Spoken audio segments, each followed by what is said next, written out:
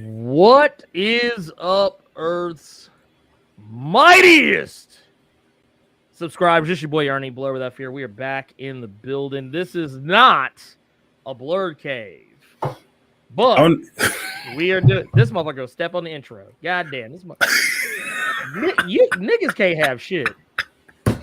Really, it be your own people. God damn, this man just go step on the intro. Lord have mercy. Anyways, Carter's here. You got something you want to say, Carter? I was thinking of it from a podcast perspective, and I know I was just like, I was thinking about what you said, and you were just like, we just gonna start it. Yeah, we're gonna start it because we live. I know, but it's just I wasn't thinking about it from an intro perspective. I mean, we can still do the intro. I think it'll be funnier this way. It's too late because we're live. I can't go back. What am I gonna do? Go back and chop it? It's live. No, we live. You can do the intro right There's now. There's people in the chat. We done. You done ruined it. It's ruined. It's ruined. Remember how the old black folks used to say it's ruined. Oh, God. Even Google's in here like trying to talk about it. Goddamn it, they're like man, dude, you fucked it up. But no, anyway, this is Keeping It Plus Ultra. We're doing a live version of Keeping It Plus. Actually, probably for the foreseeable future, a lot of the Keeping It Plus Ultras, regardless of whoever the guest is, which is Carter this week, as you guys already may know. It'll probably be live for the foreseeable future and will happen on whatever day it happens. But that said, yes, today we are going to be talking. Well, for one, we'll do a little housekeeping because I'm going to talk about what was going on. Why I was at Dragon Con 2021 in the ATL. What was going on there? How it was.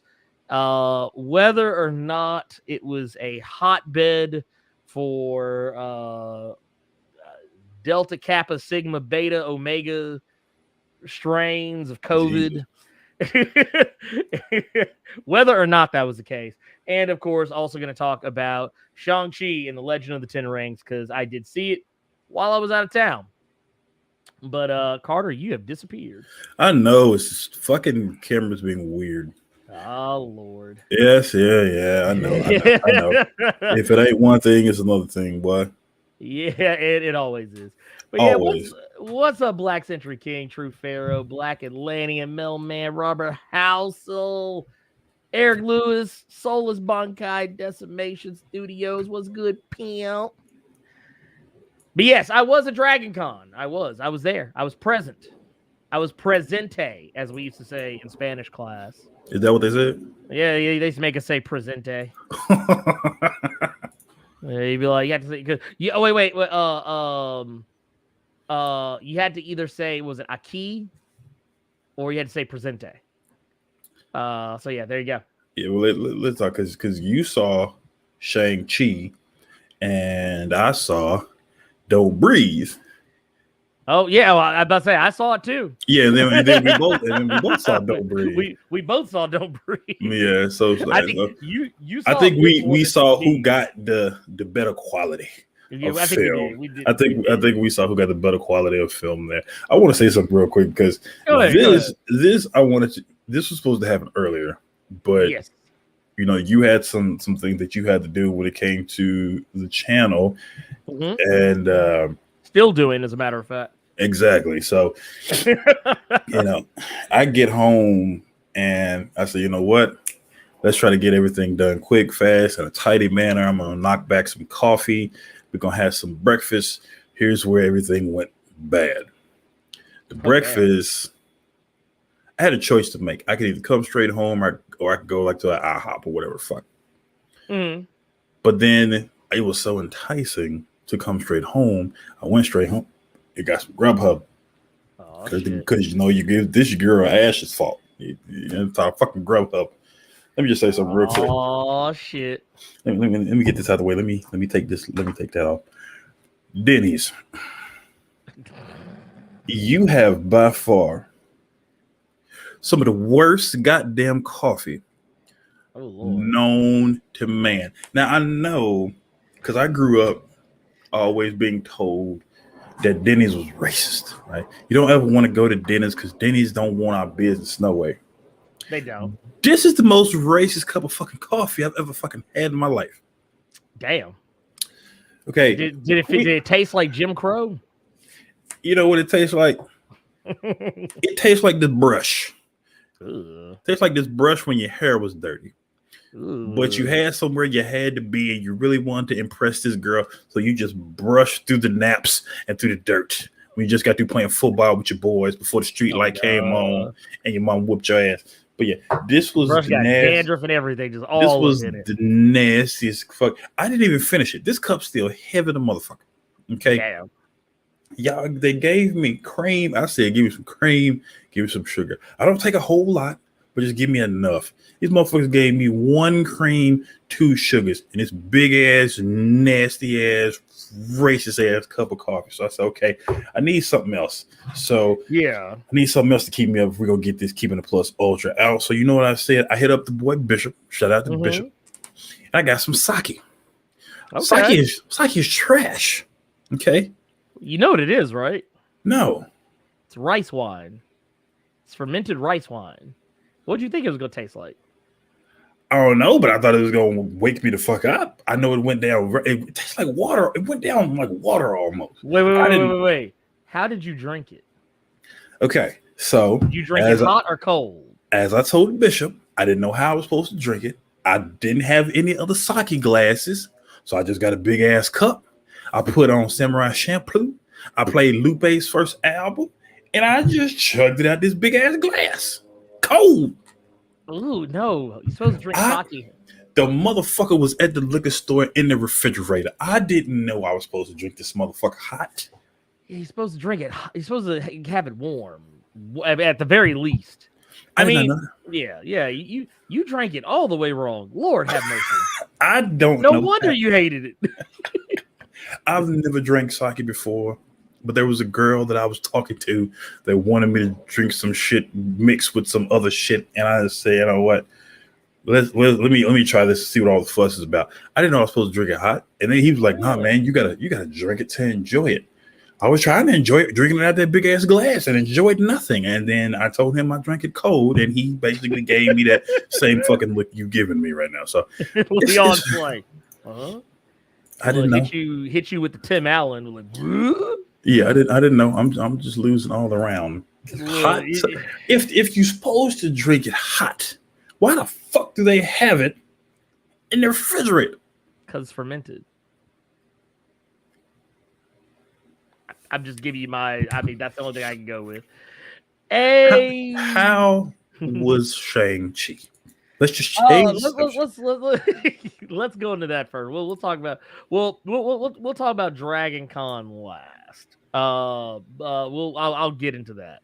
Hey, Michelle, Vampire Hunter, Greg, love you guys. Thank y'all so much for dropping in. Let's see here. So what happened with the blur? Okay, so you know what? Maybe we should do it the reverse order. Maybe we should do the reverse order because I feel like that is the question that comes up more often than not is what happened to the Blerd Cave? What happened Saturday? Where was I? What was going on? So we're going to flip it around. We're going to flip it around. We're talking about Dragon Con 2021 first because that's why we didn't do the cave. I was in Atlanta, Georgia, in the ATL with them ATLians. Because we like fish and grits and all that pimp shit. You know what? Question. Yes. Because somebody gave me some flack for this. You know the clip I sent you of old boy who couldn't aim on Hunt Showdown? Mm-hmm. We had a back and forth about this. When you talk about grits, sugar, or are you one of those sickos that use salt and pepper and butter? Salt, pepper, and butter? Okay. I mean, okay, here's where I'm going to be all kinds of ignorant. I don't really like grits. I haven't had the motherfuckers in years. But I like them, but it has to be I like them with other shit. Like you give me like a breakfast bowl and then some grits in the bowl and all like in there. Like them crystal joints. Right. That I will eat, but just grits by itself, no, I'm good. Okay. But I would say sugar. I would say sugar. I like sugar if I'm gonna do it. Yeah. Yeah, I was up in hot Atlanta. Let's see. Oh, Michelle said, "Wait, you are getting married? What? December 21st? That is not long after my birthday. Y'all are getting married in the holiday season. That's what I'm talking about. Congratulations. You know, here, let's. You know what? Because I have the ability. I have the ability to do this. So we're gonna do just for everyone who's there's a little visual podcasting here, but you're gonna see you hear the audio version of this. We're gonna drop the bomb for Michelle and for one, for the pregnancy, also for getting these nuptials coming her way. So we're dropping the bomb.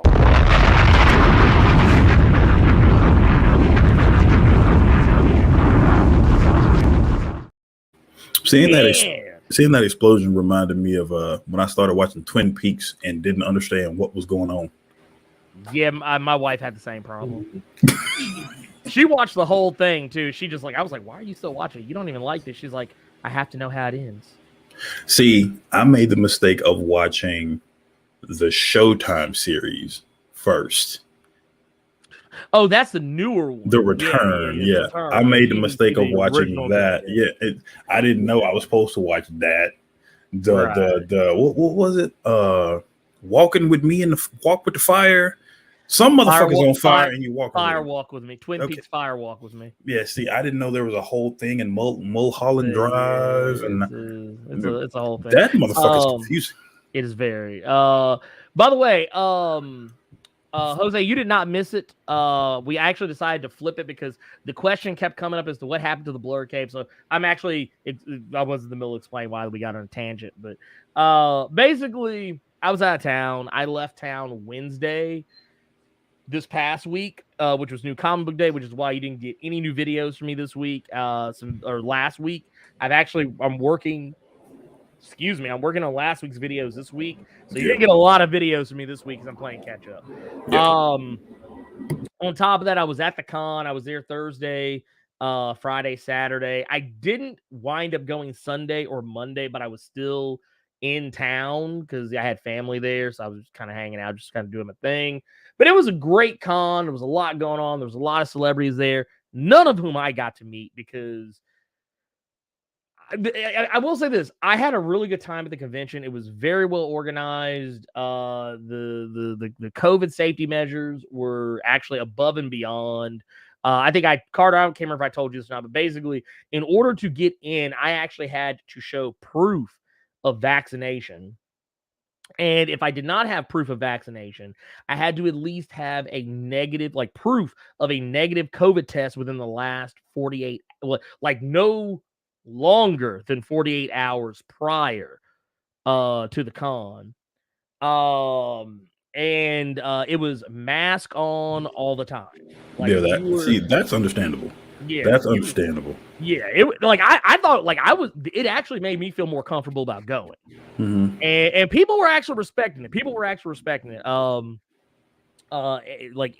Outside, not so much, because of course, you're outside. But indoors, because this was basically a con that took place between the Hyatt Regency, the Marriott Marquis, the Hilton, the Sheraton, and one other hotel, and then two other buildings. It was insane. It was crazy. There were I think there was roughly around 40 some odd thousand people there. It seemed like it was shit going on in every building. All kinds of amazing stuff. A lot of the stuff I was there for, I didn't really get to partake of because, for one, personally, it was just having to bounce back and forth between one hotel to another hotel to another hotel got real old real fast because it was they're across the street from each other, but let's say you're at the Hilton, or not in the Hilton. Say you're at the vendor hall, which is in a whole other building, and then you got to go run all the way back to the market. Whoa! What was that? What was what? That was you. Okay. There was some weird noise that just crept up out of nowhere. but no, let's say, yeah, you're the vendor hall, you got to run all the way, like, that's like 3 or 4 buildings over if you got to go back to the marquee, the Marriott marquee. Just, it was too much, but it was great. Lots of cosplayers. That was fantastic. I saw way too many fucking Lokis, though. There were way too many fucking Lokis. I remember you saying that. I remember. It's like, I think I saw no less than 200 Lokis, and all like variants and everything. It was crazy. I saw a lot of Ravens and Starfires. There was a metric fuck ton of Spider men and women. And what else? There was, oddly enough, not a lot of Harley Quinns and Deadpools this year. Not a lot of Harley Quinns. Usually almost see like too many. It's always too many Harley Quinns, too many Deadpools. Yeah. Not very many of them this year. Okay, so what Loki did you see? Oh, which one didn't I? Okay. Like, all of them were dressed up as variants. Like, there were some that were dressed up as straight up Loki, but then there were other ones that were like, they're all made up to look like Loki variants. They were all getting creative with the, like, case in point, the Deadpool I saw was a Loki variant. Like, it was a Deadpool that had the Loki helmet on and had a shirt that said variant on it. Why does that sound so cheap the way you describe it? I mean, it actually looked really legit. It looked really legit. I loved how at the Marriott marquee, all the employees had to wear TBA shirts. That was funny.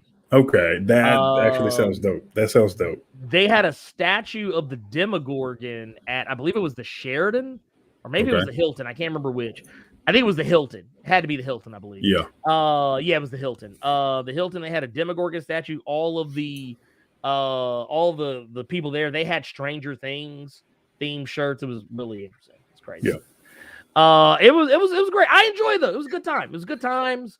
Good times for the family. The after party was where it got a little bucky wild.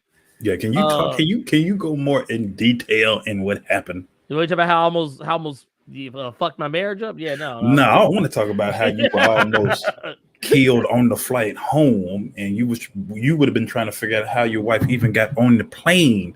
You know, I'm not talking about you getting brutally murdered or getting done like Beyonce did that white woman and whatever the name that was. About Obsessed. Yeah, she fucked up Allie Larder. Yeah, I don't want to talk about how you almost caught hands. Just what happened? So basically what was going on was we went to the after party Friday. Okay.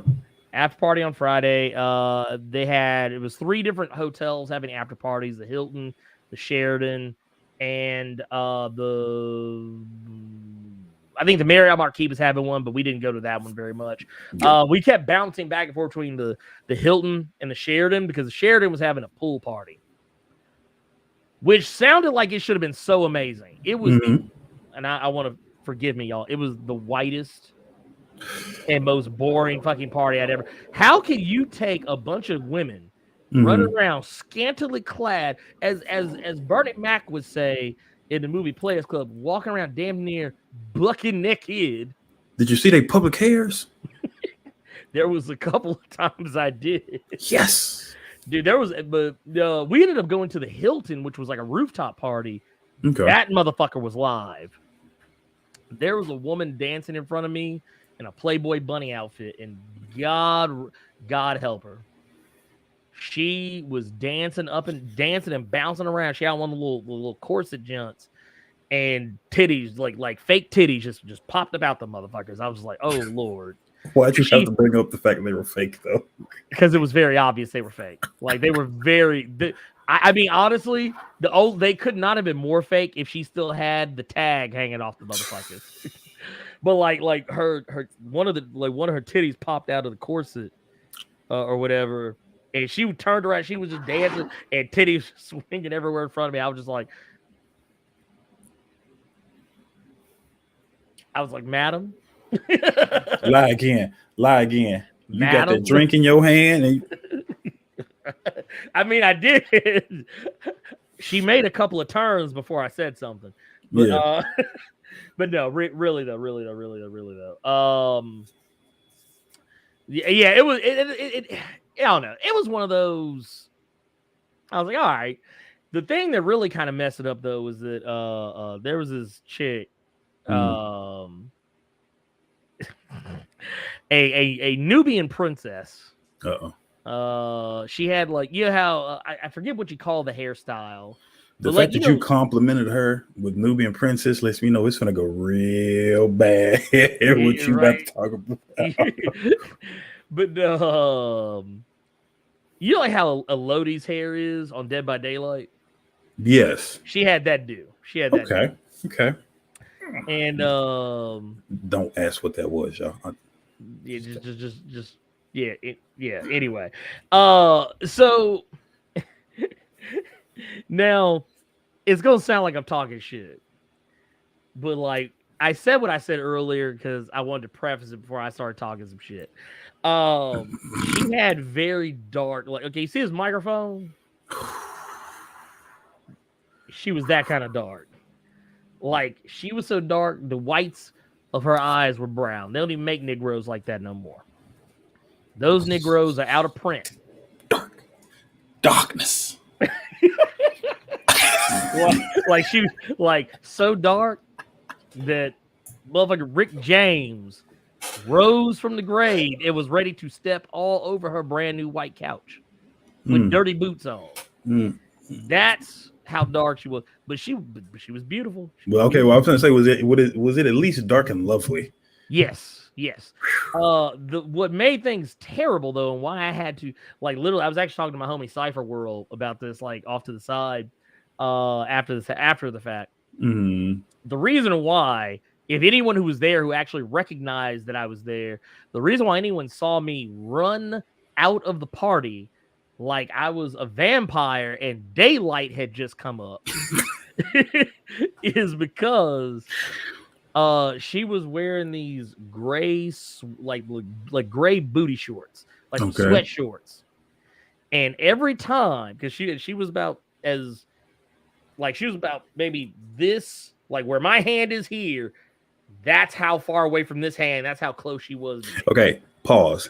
In your room right now where we are doing this, is that door closed and or locked? It is closed and or locked. Please continue. I'm trying to have you back. Please continue. Well, no, she kept like, she was basically like, so they were playing all kind of, like, first off, the music was lit, but she was basically swinging. I think I told you this expression the other day. This is a very country saying that I've heard only in the countryest of country areas.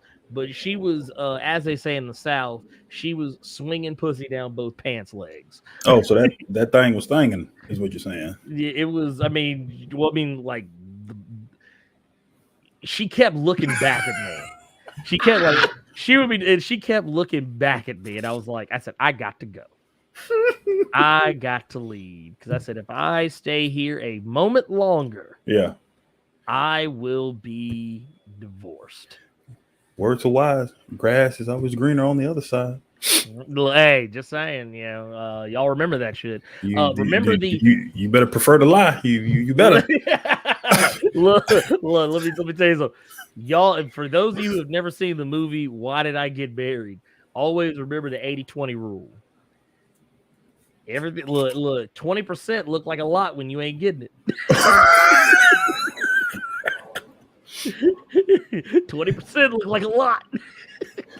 Shout out to Michael K. Williams, man. Oh, man. Oh, yeah.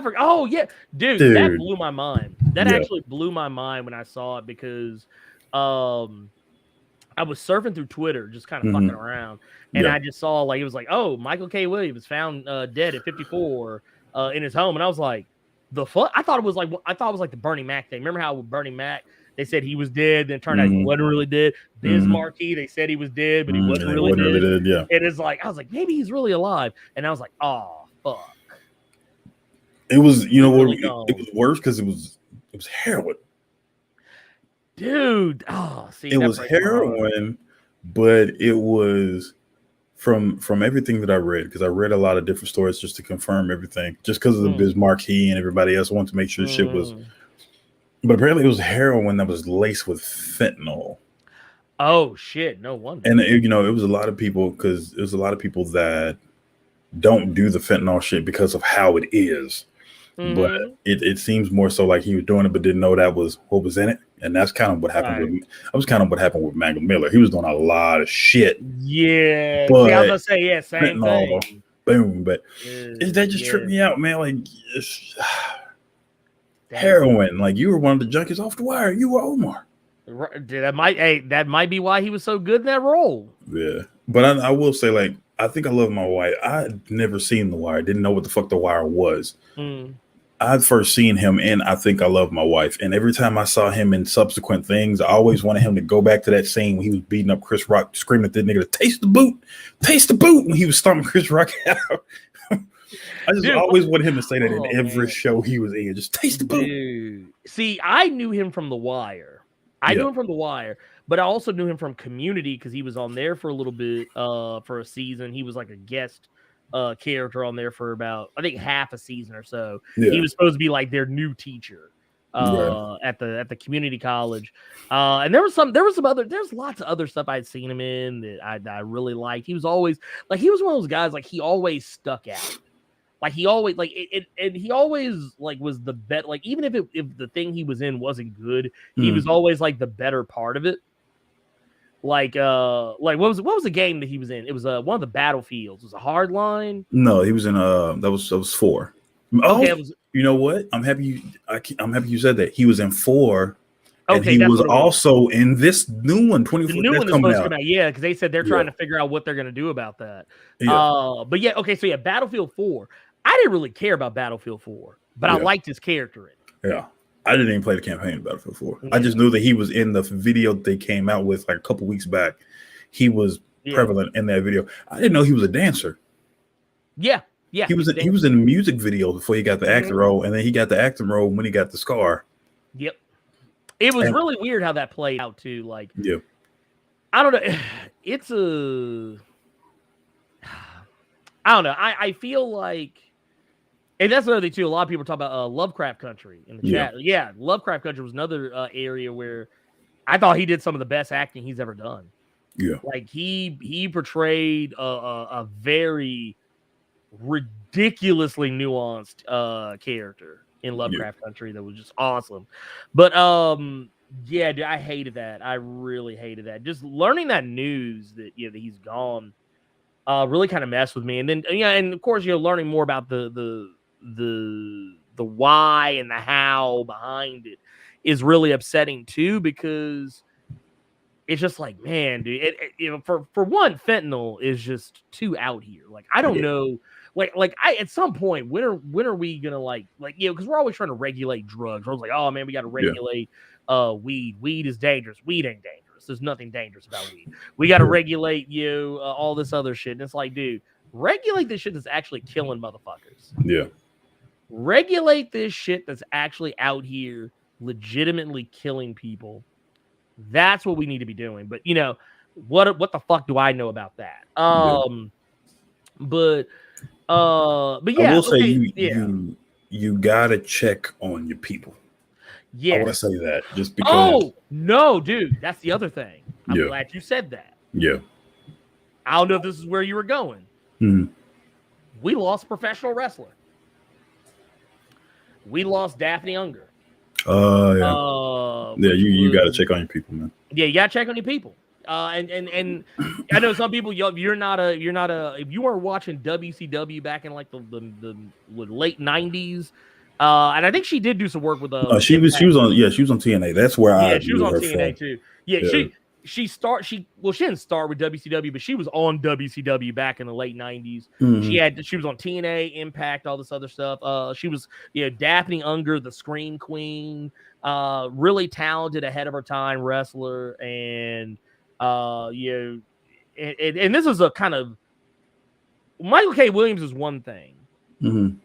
Hers was a bit scarier to me because you saw it. We saw it happening. Yeah, like this woman went and I'm gonna tell you now, don't go look for the video, please don't, because it's not a comfortable thing to watch. Like it actually had me incredibly triggered watching it.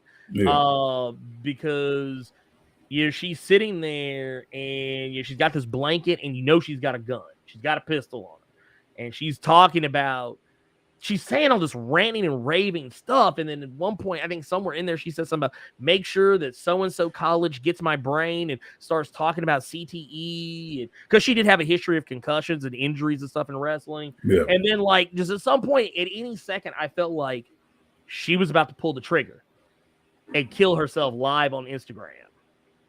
Like, that's how close it came. And then suddenly the feed got cut, and every wrestler in the business just about was trying to figure out where she was. Yeah. And it wasn't until like almost exactly 24 hours later, people realized, oh shit, we found her. She's dead. Yeah. And it's like, that's, yeah. So yeah, It was wrestlers on your it was wrestlers in that IG live that were like, call me. Yeah. Call me. Yeah. Call No. me. And I didn't see the whole thing. I couldn't sit through all that. It was rough. It was rough. Oh no, it was bad. But yeah, that's the main thing I'm talking about, because you gotta check on your people, because there's no telling how long Michael K. Williams was around here shooting heroin of all the heroin, yo. Dude, first of all, I didn't even know people still did heroin. I felt like heroin was such a late 80s, early 90s thing. But apparently, like, I actually know people who know people who are addicted to fucking heroin. Because I'm living in because I'm in here in LA, and I'm working with the cops now. The one thing I'm always saying prevalent, I thought heroin was going to the wayside, because all I'm seeing now are meth heads left and right. Right, that meth was supposed to be like the new hotness, but apparently heroin is the wave now. I feel so bad. Just don't call meth the new. I mean, I'm just saying. I'm speaking facetiously, but I'm just saying. But no, I think that it's incredibly scary. Yeah, that, this has been happening. Once again, I keep telling people, please reach out to your folks. Yeah. Reach out to your people. Yeah. Find out what is going on with them. If you have, especially if you have friends, family that struggle with like depression, anxiety, any kind of emotional or mental, anything. Please reach out to them, make sure they're okay, because it's one. And I'm not saying it would have made a difference. I'm not trying to say that it would have changed anything, because if she wanted to go, she wanted to go. But you never know what could have made the difference. Yeah. So that's all I'll say about that. But yeah, all of this. Let's bring it back. Let's bring it back. So, Shang-Chi. So let's kick his up. That's the other thing too, because this is not going to be like the Blerd cave. Yeah, this ain't a cave. This is not a cave. We're not going to be here for 3, 4, 5, 6, 7, 8 hours talking shit. We're literally we're here to talk about a thing and then get the frack out of Dodge. Yeah. But so let me just start off by saying, yes, you saw Shang-Chi. I'm assuming you saw it in a theater full of people. I did. Okay. I saw Don't Breathe 2 in the privacy of my own residence, while my neighbors, who are disgustingly close by, were playing Patti LaBelle with their windows open. And I'm going to go out and go ahead and say that you had the better experience, because both things that I was having to endure were not good. No. They were not good. Well, I'll put it like this. Let's go ahead and just get right to it. Shang-Chi and the Legend of the Ten Rings was very much a fun movie. It was how people always worry about the origin movie. The first movie is always got to be an origin movie, so it's going to drag and all this other stuff. Nah, movie kicks off rip explaining to you who Wenwu is. Yeah. You're learning about Wenwu and Shang, for the most part. You're learning about these characters at the very beginning of this movie. It's the best way to describe this movie is if you've ever seen any of those art house Hong Kong cinema films like Hero or Crouching Tiger, Hidden Dragon, or even like that. There's a lot of similarities in the way the movie is shot and the way things progress. Like the vibe of the movie does not look like a normal MCU movie, not at all, and that's a good thing. I was here for it. The for one, the thing I think a lot of people were the most curious about too were like the fight choreography. Fight choreography was A1. It was great. Even because there were some scenes where like when they're showing you like the past, and you see like Wenwu going up against Shang-Chi's mammy. Yeah. And it's like some straight up crouching tiger, hidden dragon shit. Like, I was mad when I tried to watch it because you are the pure individual in this group, but Carter Prime, he against the wishes of the other of the Council of Carters. Oh Lord.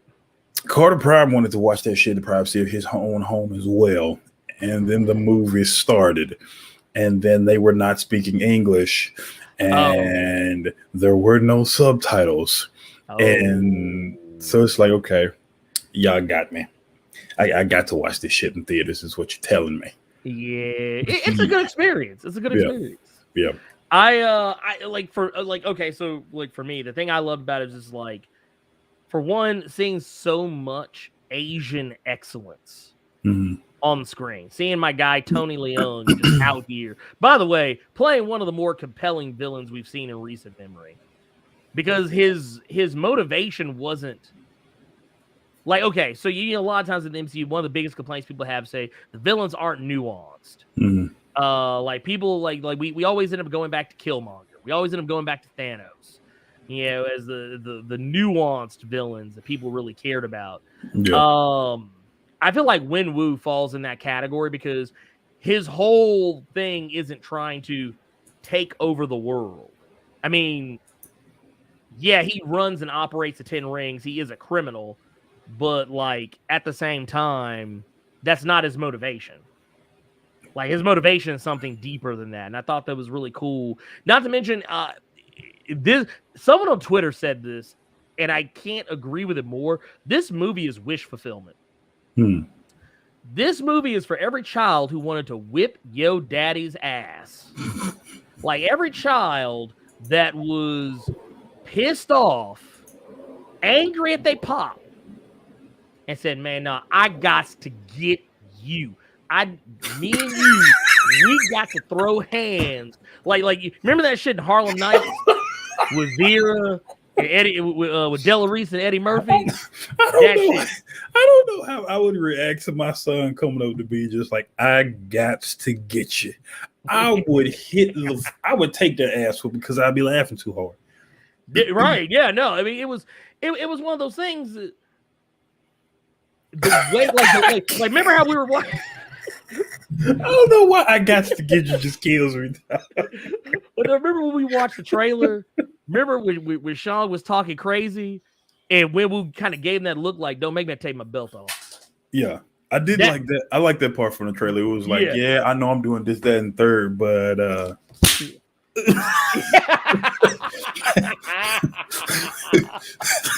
dude, when Wu kept that energy. He kept the energy the whole time. This movie, Joe Jackson approved, man. Dude, you know what? If Michael Jackson was alive today, he would love the fuck out of Shang-Chi. Yeah, because he'd be sitting there. Ooh, he's like, I wanted to beat my daddy's ass like that. That's what he would have said. That's what I can't get over that. I guess to get like because here's the thing, right? I don't know about the other members of the council, right? But I know how I die. Okay. Okay, I know that I die because my son kills me in my sleep so that he can become the alpha male, and he knows that's the only way that he can take me down. Okay, I know that. I don't know how I would respond to being asleep with my legion of women in the bed next to me like I'm Hulk, right? Only to open one eye real quick and see this fool standing over me. Just, I got to get you.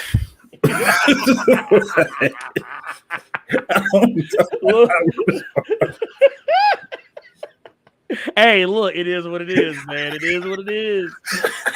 But I love the fact that on top of all that, You got nuanced character, you got crazy fight scenes, and yes, I don't remember who it was exactly. Someone who was involved with Jackie Chan in some capacity was involved with the choreography, the fight choreography in this movie. It is like a lot of the scenes with Shang-Chi are very reminiscent of Jackie Chan style fight scenes, like just crazy.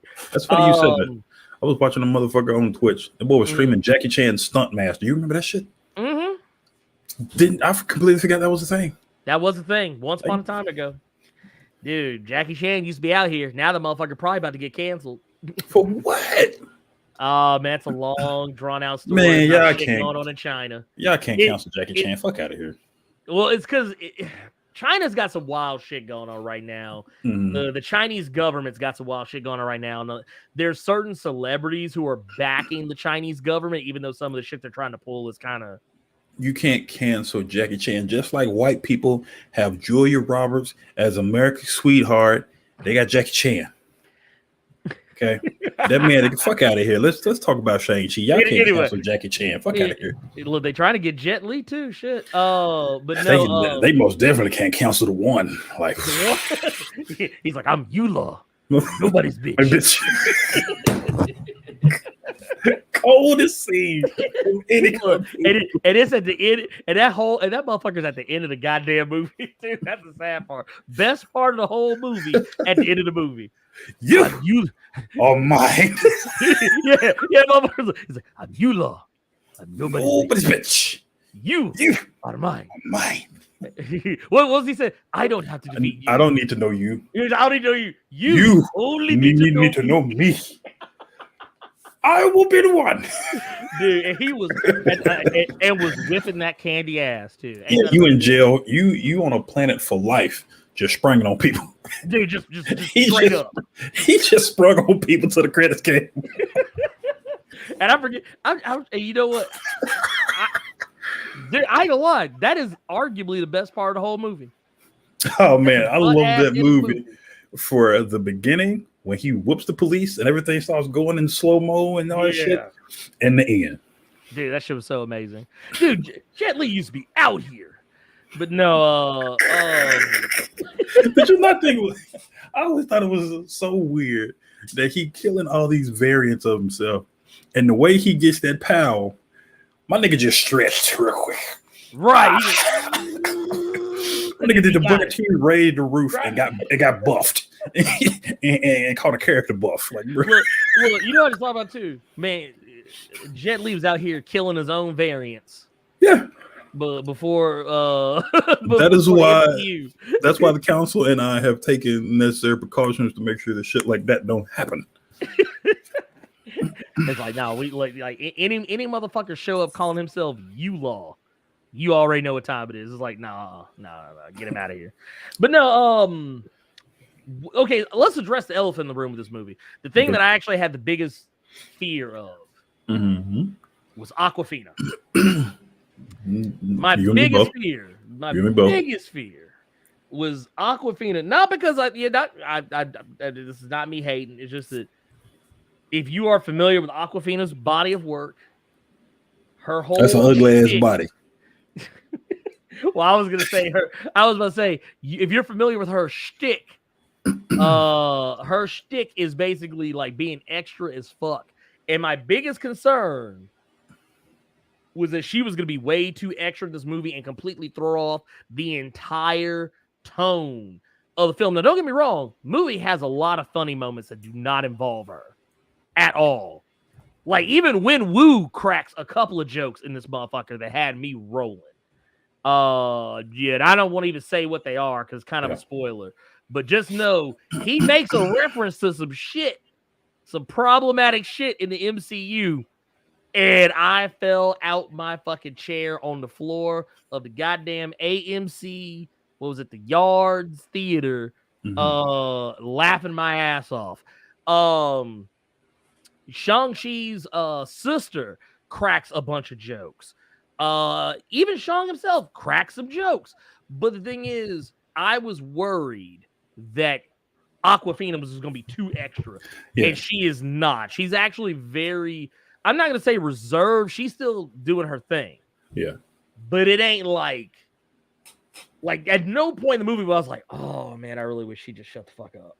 Yeah. Oh my god, Yeah, because it tricks me out because like she always says that she doesn't want to be like a stereotype of any kind of people, but anytime I've seen her in anything, she is an Asian individual that is trying to sound like a black woman, and that black woman is trying. No, that black woman trying to sound like she's from New York. Oh, that. Well, I see. And she always comes off with a southern twang to me. See, She's not with me. With southern twang to me. And I think it's just because I just finished. I tried to finish Ocean's 8, but cut that shit off. Awful movie, by the way. Awful movie. I was gonna say, yeah. It was. She's a woman that's Asian that's trying to pretend that she's a black woman from New York. That's a black woman from New York trying to pretend that she's a black woman from Queens that's trying to sound like Nicki Minaj.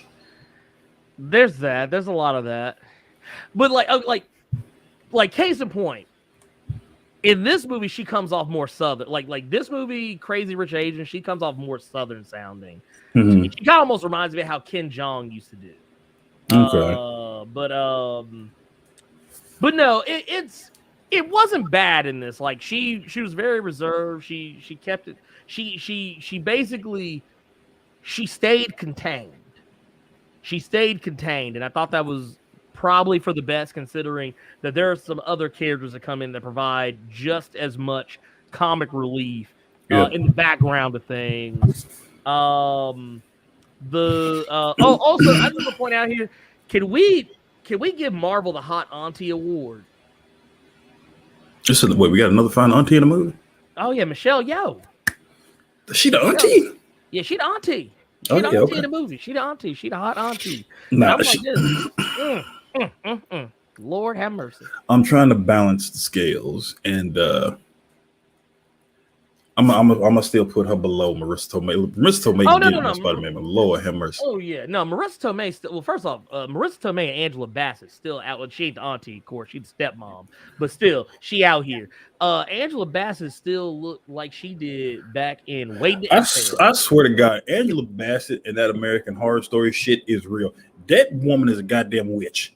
Oh yeah, no, that woman is 173 and still looks like she's in her late to early 40s. That is a spell. That woman, I'm trying not to call her out her name.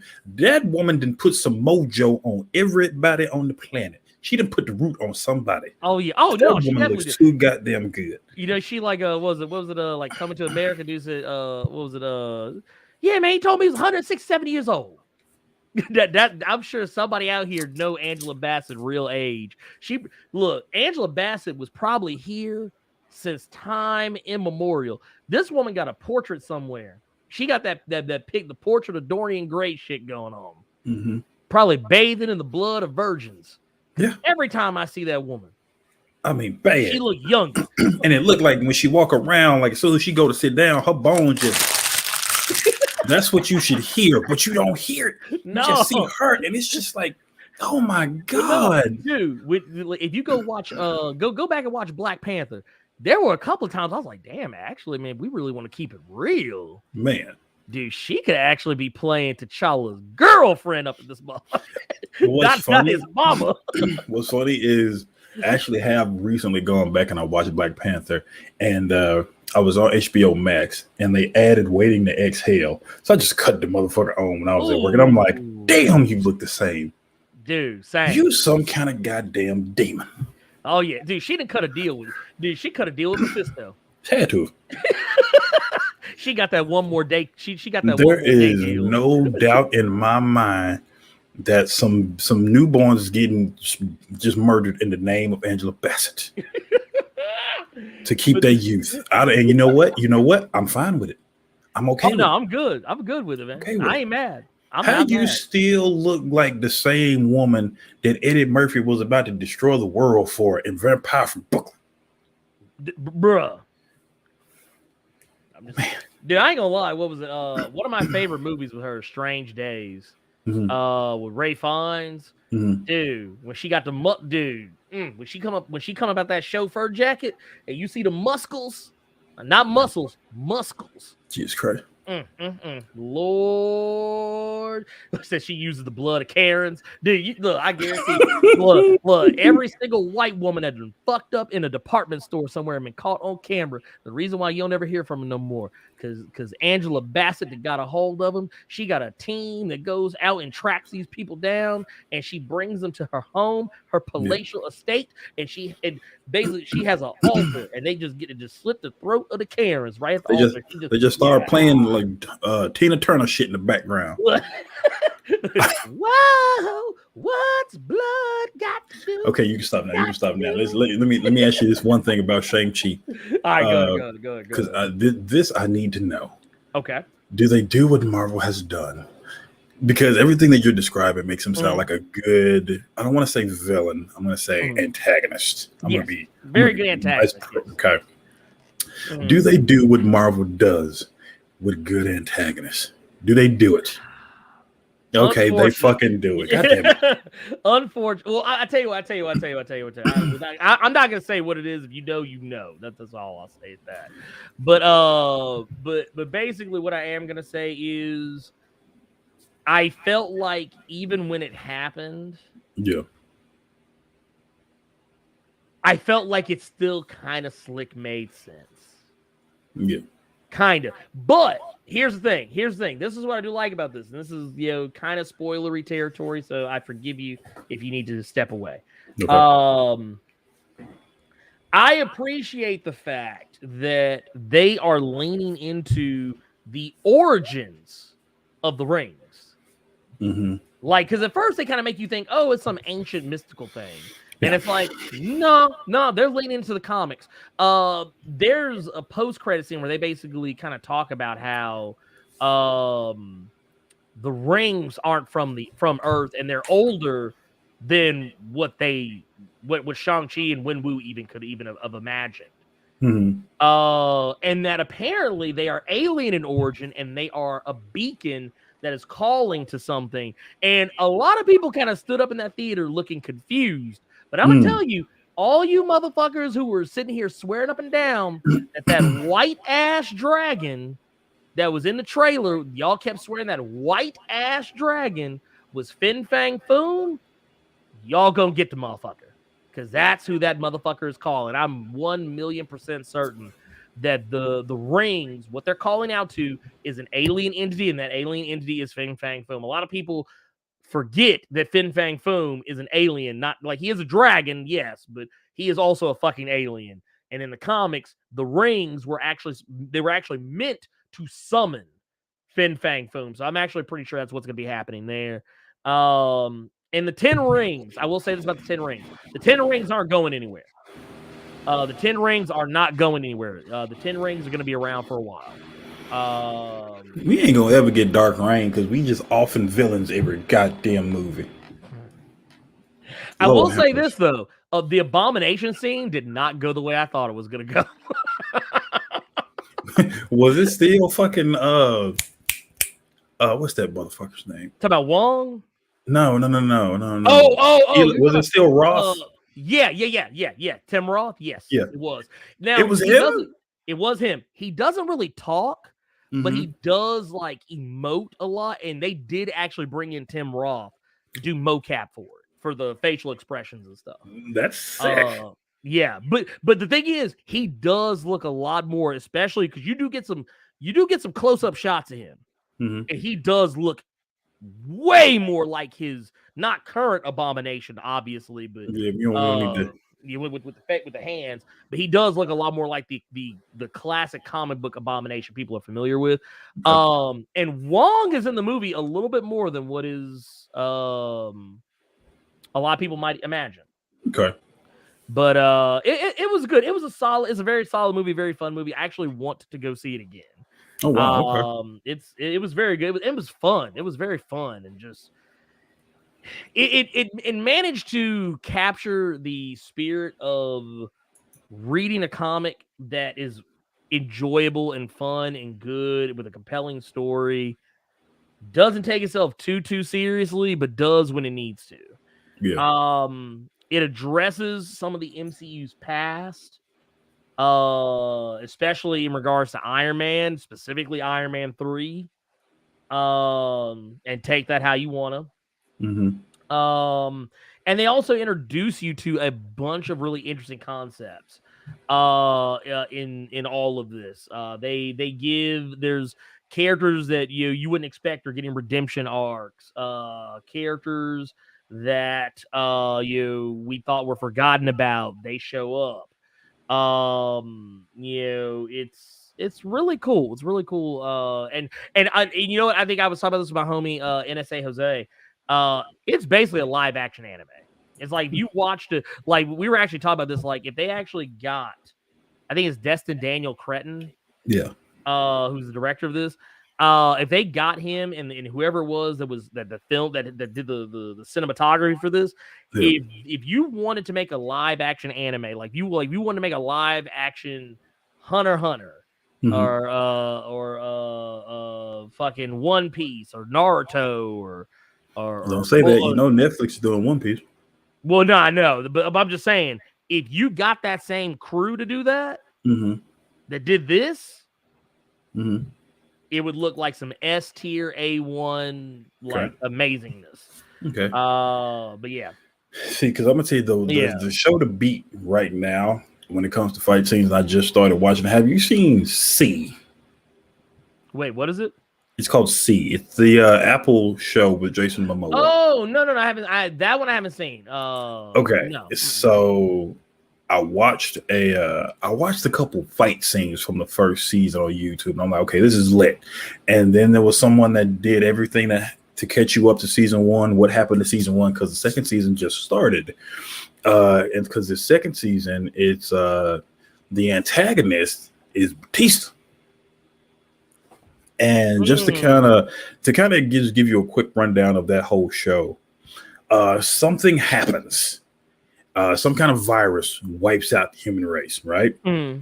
But everyone else it didn't completely wipe out the human race, but it wipes them out damn near. And the people that survived are all blind, each and every fucking one of them. So they kind of regress back into, everybody's trying to, you have these settlements. It's almost like Indians, tribes, and, shit like that. And Jason Momoa's character has these kids that he is raising. They're his kids. They're his babies, basically. But they're looked at as extremely powerful because for whatever reason, his kids can see. Okay. And when you have an entire planet that's running to the ground where everyone is blind and you have two motherfuckers that's running around here that can see, that's power. So you have the queen of this entire world now that's trying to grab these kids and use them they have a certain name, but basically it's power that you're trying to get, because if these kids can see, they're capable of a lot more than a bunch of motherfuckers that are blind. And the fight scenes in that show, I'm gonna show you because we're about to dip. But for everyone who has not seen it, just look up some fight scenes from C on YouTube, because Jason Momoa's character, his name is Baba Voss, and these are some of the most nasty. Because I sent it to Bishop, he basically said it great. Motherfuckers getting sliced up like deli meat, and the way it is done is really cool because you remember. This is not like the Book of Eli, even though the Book of Eli was good. This is like real deal. These motherfuckers they're blind, Of course, Jason Momoa isn't blind, but like it's more so him listening for things. He's putting his blade on the ground to try to see where the echo is. He's listening for footsteps. He's throwing pebbles on the ground. So if he sees anybody walking toward one, or step on them. If he hears someone running, he can kind of throw something because he knows where they're about to end up. But he's always kind of trying to figure out where he is. I'm gonna send you a fight scene I want you to watch. Okay. It that sounds, shit is fire. Yeah. It sounds interesting. I was gonna say you should probably check out Warrior or Gangs of London because they also have fight scenes. I think Gangs of London was only one season because I saw the end of the last episode. It pissed me off. Warrior, I'm about to start watching. It's got a season 2 coming. Nice, because I did not like how the first season ended. It hurt my heart. But Warrior, Gangs of Warrior's been London, watching. they're filming season 2 now. COVID Sweet. kept it from being faster, but Warrior is on HBO Max. It is really good as well. It's very good. Yeah, Gangs of London kind of fucked me up. Like, how you hang somebody off a building and then threaten to burn them to death at the same time? Like, very carefully, apparently. But your boy was it the main character was it the guy that Sope Doriso is playing. That dude's out here beating asses. Dude. Beating ass. Brother was just out here beating ass. I was like, oh man, dude, this is my show. This is my show now. This is where I live now.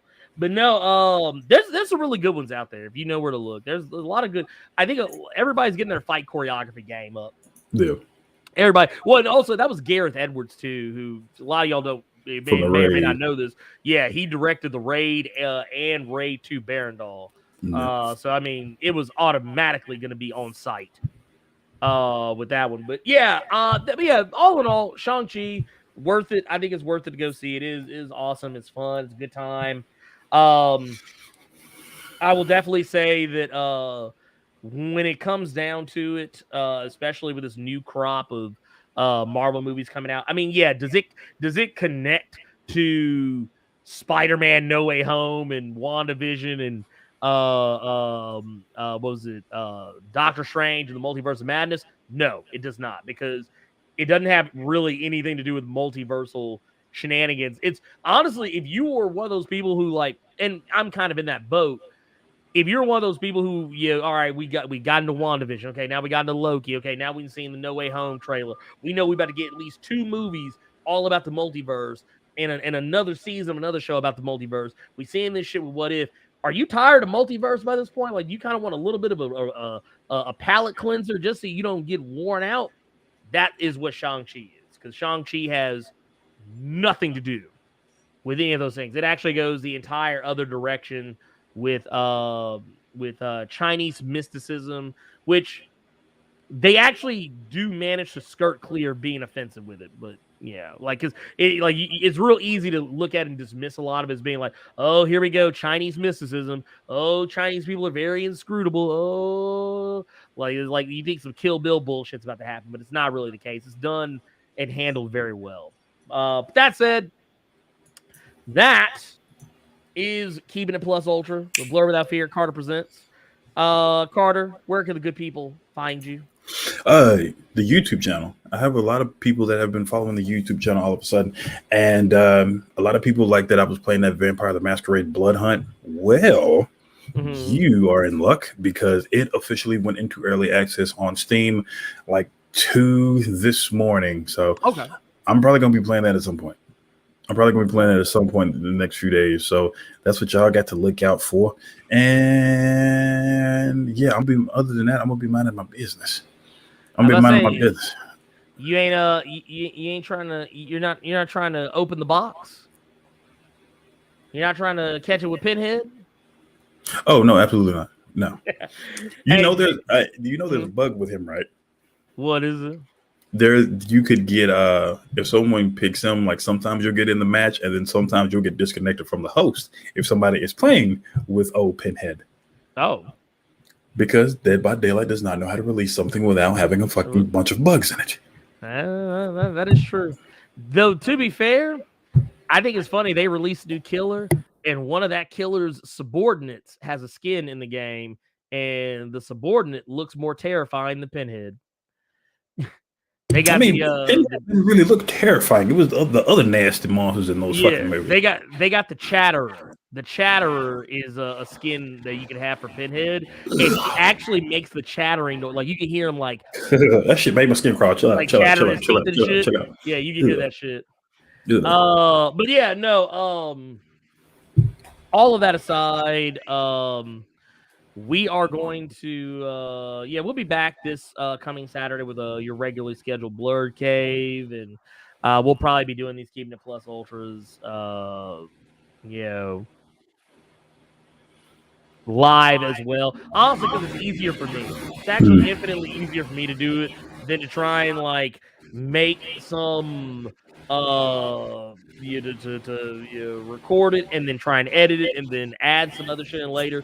It's just easier to do it like this and then get the hell out. But that said, we are out of here. Make sure if you want to listen to the audio version of this, or if you just want to follow the podcast in general, you can find it on Apple, Google, Spotify, anywhere good podcasts may be found. You can also find it on Anchor.fm. Make sure you go check it out. If you go check it out on iTunes or any place where you can rate your like any podcast you listen to, make sure to go hook us up with a rating. And of course, if you're watching this on YouTube, like you are right now, that's a thing. You know what you got to do. All right. Anyways, we are out of here. It's been great, and yeah, we out of here. Peace.